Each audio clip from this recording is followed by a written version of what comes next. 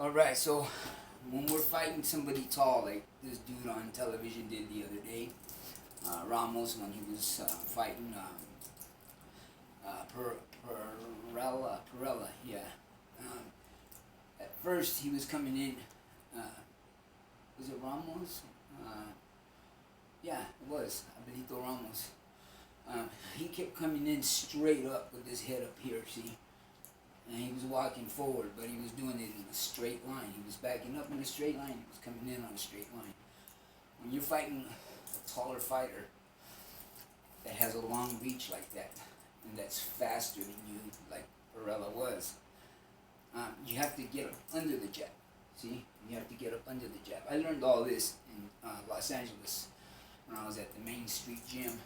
Also, when I was in prison, I learned a lot from Joey Sandoval, Richie Sandoval, the ex-champ of the world from Pomona, Superfly Sandoval, all brothers. Richie, he was a world champ, and Joey was always in trouble. He would have been a great world champion too, but he couldn't stay out of prison. So anyway, Joey from Pomona, he showed me a lot of good moves while I was in prison. The Colombian heavyweight that beat Ernie Schaefer's and Trevor Berbick, he knocked both of them out. From Cartagena, Colombia, the heavyweight, Bernardo Mercado. I don't know if he's still with us or what, but anyway, he taught me a lot. We were all in the same prison together. Joey Sandoval, Bernardo Mercado, quite a few fighters. From Harpies, Alan Wolfboy Estrada, he was there. He used to do a lot of sparring with me. Anyway, so the Main Street Gym, Freddie Marino, the Mexican Godfather, they called him, that was my trainer. And he always taught us that when you're fighting a longer person that has a longer reach than you always got to get up underneath, see? Get up underneath the jab. And when you do get up underneath the jab, you work, see? You go to the body, a lot to the body. Because that's what slows down a taller fighter. That'll cause them to drop their hands. See what I'm saying? That'll cause them to, sooner or later, their hands will be down here because of the body work, the body shots. After a few rounds, they start feeling it and they start dropping their hands. Anyway, take this off. Anyway, so yeah, you work the body, you keep the head down, low, tucked in, like I was saying about that girl on the video, La Tejanita, she keeps her chin tucked in. That's very good because if you got it up here, it's easier to hit, see? You got it tucked in right here. It's a smaller target. Common sense tells you smaller target is harder to hit than a big target, see? So that's the whole purpose of this, keeping the head tucked in and the head down low, see? So when you got a taller fighter that's shooting the jab, you want to come up underneath the jab, see? Come up underneath the jab. And when you get inside, you punch. You don't work your way in for nothing, and you don't do it in a straight line. No. You go sideways, see? You cut the ring off. You cut the ring off. You cut the ring off. Not forward and backwards in a straight line. Big no-no. And you never square up. I always teach you that. Always keep this foot back here. Never comes up here. Never square up.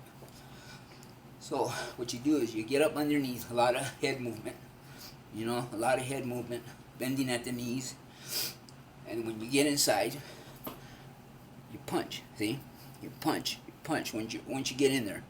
Once you get in there, you punch to the body.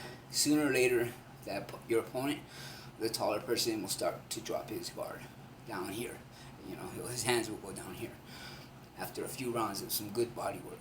Then you go upstairs, see? Then you go upstairs. Then you go upstairs. What I like to do with a taller fighter is when he shoots the jab, I time it. And what I'll do is I'll drop my head down like this, and I'll come over the top. That's called a volado, overhand right in English. So I'll throw the volado, the overhand right. I'll come up. When he throws that jab, that long jab, see, I'll time it once again. I'll come down here like this. I'll drop my head. His jab's up over here, and I will counter it with the overhand right, and then you can come in with the uppercut. Once you get in, see, overhand right, bam, you land it. As soon as you feel it land, you throw the upper. Then you can follow it up with another upper. See, but that has to be done inside. And when you're fighting a taller fighter, You want to muscle him around, see, by using your shoulders, your elbows, whatever you can get away with it. As long as the referee's behind you, you make sure after a while you learn how to use your eyes to where you can see on the side of you. You can't see behind you, of course, but you learn how to use, I guess it's called peripheral something vision. I'm not good with big words, but anyway, you used to learn that. You used to learn that vision so where you can see to the sides of you. And once you see the referee that's over here, when you see him disappear, that means he's behind you. Common sense. Then you can use your elbow. See, you can do stuff like this. Bam, bam. You know, use the elbow. Once you hook, you can use the elbow. As long as you don't get caught doing it. The referee behind you. He can't see you. You can't see you use the elbow. See, you can't see you use the elbow. So you manhandle the dude because he's taller, he's longer. You muscle him in. You push him into the ropes. You push him. You cut the ring off. You cut the ring off. Push him into the ropes. Push him into the ropes. Manhandle him. Whatever you can do to get, as long as you get away with it. Once again, so you make it dirty. You get down and dirty. And you keep that head low. You come up underneath the jab, and you work. Once you get inside, see. Once you get inside, todo cortito, short punches. Everything shorter. See, hooks. You can throw it straight right as long as you throw it short. See, short and sweet. Okay? You can throw the overhand too. You can throw the upper, the upper, the upper, the upper. Once you get inside, body, body, hook. See, keep that head down here. Uppercut, uppercut, uppercut. You always want to bring them hands right back here. Okay? Jab, jab, jab. Right hand. Okay? Hands always come right back here. So I like to use a lot of different angles. See? So what I mean by that is, you know, you're over here 1 minute, you're over here the next minute. See, you're punching here. You're at this angle over here. See? Now you're over here. You're jabbing, jabbing. See? And then you use your shoulders. See? Your elbows, your shoulders, whatever you can do to manhandle that taller person. See? Inside, you're in here, see? Once you get in,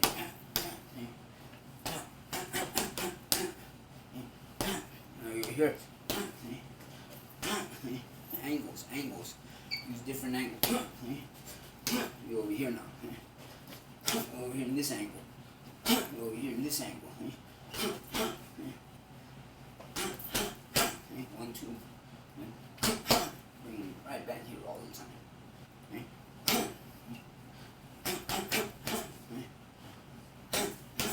Uppercut, uppercut, uppercut. Everything's inside. Work them over. You know, you get in here. See, double up. Double up the body. You're over here.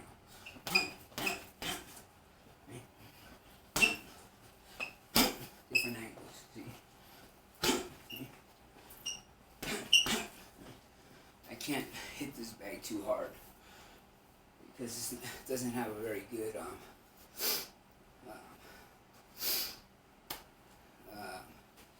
doesn't got a very good grip up there.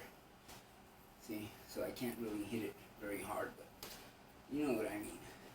Get inside.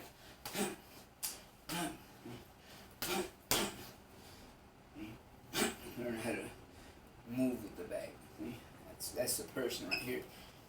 The bag is the person. So you learn how to step, see?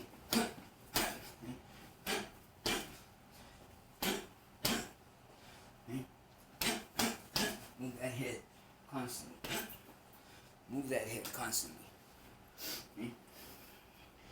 So with a longer fighter, once again, you go under here, see?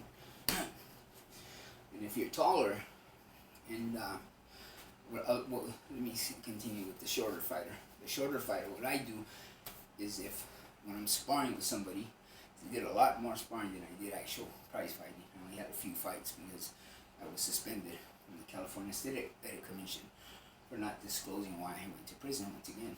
So that's why I lost my license, and that's why the few fights that were recorded, I can't even find them because I shouldn't even have fought them. I used my receipt from the California State Athletic Commission to sign those individual contracts with 70 promotions to fight at the Chuck Landis Country Club in Reseda. But those fights should have never took place because I didn't have the actual license yet. I was waiting for it to come in the mail. But before I could receive it, I was suspended because of not disclosing why I went to prison on the application. Because my manager told me not to. He said, just, they don't ask questions verbally, don't even worry about it. Just put down that you never been to prison. So I did what he said and got suspended. Anyway, Consumer Affairs in Sacramento, the main office, and the California State Athletic Commission both sent me letters saying that I was suspended. So now that when I look for those few fights that I have, they disappeared because I shouldn't even have fought them based on not even having the actual professional boxing license in my person once I signed those individual contracts. Anyway, so, but I did a lot more sparring, and when I was sparring, I learned that what I could do is that this, inside stuff ain't working, getting up under the jab, if that ain't working, all these short punches, if that ain't working, then what I do is I start pulling my opponent in, being that he's taller. What I'll do is I'll time him when I'll start dropping back a little bit, and then when he follows me, I meet him with a punch, see? When he starts coming towards me, see? I meet him with a right hand, the jab, the hook, the right hand, whatever. I meet that person with a punch, see? So I'll pull him in, that's what you call pulling him in. I'll pull him in, see? I'll wait for him to come to me.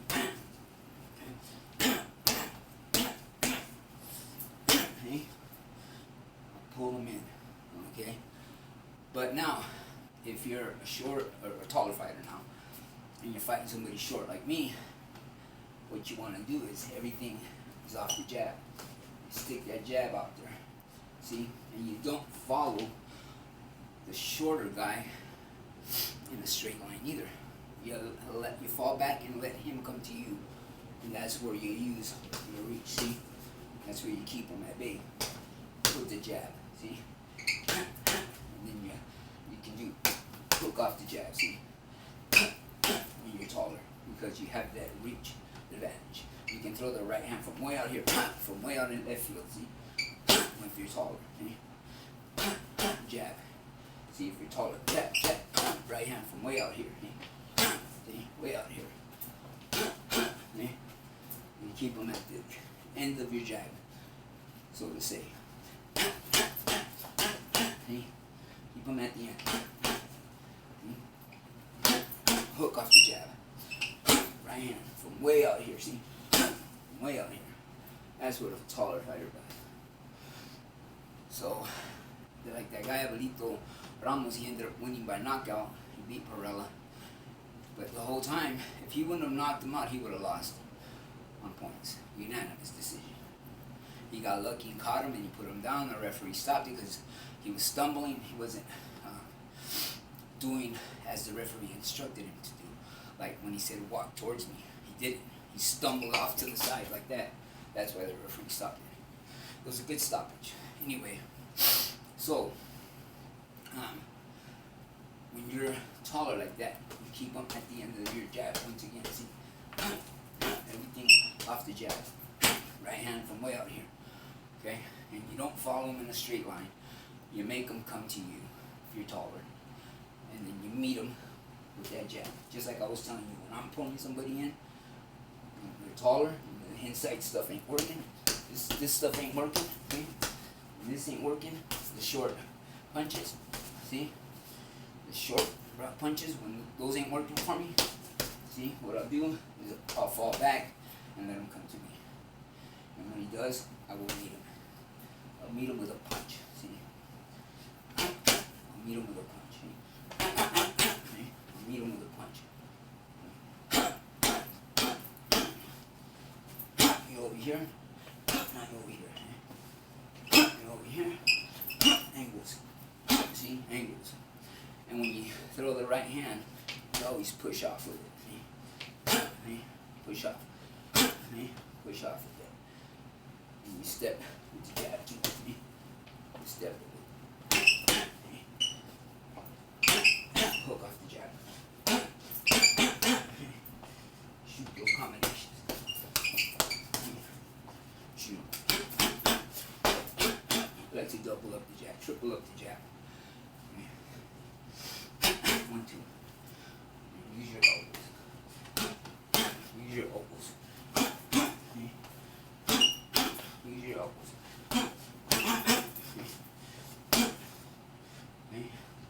Step with the back.